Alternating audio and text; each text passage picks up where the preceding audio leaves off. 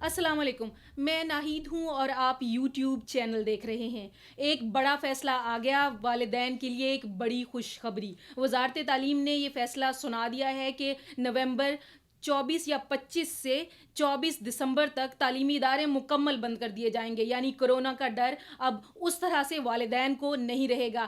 جیسا کہ آپ جانتے ہیں کہ پچھلے پیر کو بھی یہ اجلاس ہوا تھا، لیکن صوبائی حکومتوں کی طرف سے اس طرح کنسنسس نہیں بن پایا تھا جس طرح کے اب بن گیا ہے یہ مکمل طور پر۔ اور پچھلے منڈے کو اس منڈے کی تاریخ دے دی گئی تھی اور سب والدین انتظار میں تھے کہ جو فیصلہ آئے گا اس کے حساب سے پھر وہ اپنی پلاننگ کر سکیں، اور یہ فیصلہ ہو گیا۔ لیکن یہ ایک بات یاد رکھنے کے لیے آپ کو بتاتی چلوں کہ یہ فیصلہ 1 مہینے کے لیے ہوا ہے، جو ایکسٹینڈ بھی ہو سکتا ہے ڈپینڈنگ آن دا سچویشن، کہ کرونا کی کیا سچویشن ہوگی 1 مہینے کے بعد۔ اگر کنٹرول ہوتا ہے تو اس کے بعد اسکول کھولنے کے بارے میں یا گریجولی اسکول کھولنے کے بارے میں حکومت پاکستان اور صوبائی حکومتیں مل کر فیصلہ کر بھی سکتی ہیں۔ لیکن اگر کرونا کی سچویشن ٹھیک نہیں ہوگی تو یہ فیصلہ 3 مہینے تک بھی جا سکتا ہے۔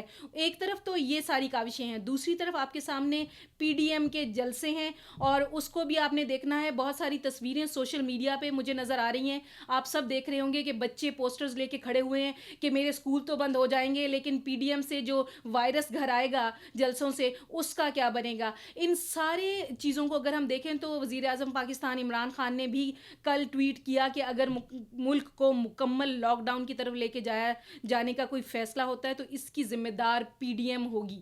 اور جو حالات ابھی چل رہے ہیں، جو جلسے بھی کل بھی جیسے بہت زیادہ کہنے کے باوجود جلسہ آرگنائز کیا گیا اور اس میں تقاریر ہوئیں، سب کچھ ہوا، کوئی ایس او پی نہیں فالو کی گئی۔ اگر اسی طرح کے جلسے منعقد ہوتے رہے تو کبھی امکان ہے کہ جو ملک میں مکمل لاک ڈاؤن کا فیصلہ بھی زیر غور لے آیا جائے۔ اس کے ساتھ ہی ناہید اختر کو دیجیے اجازت، اللہ نگہبان۔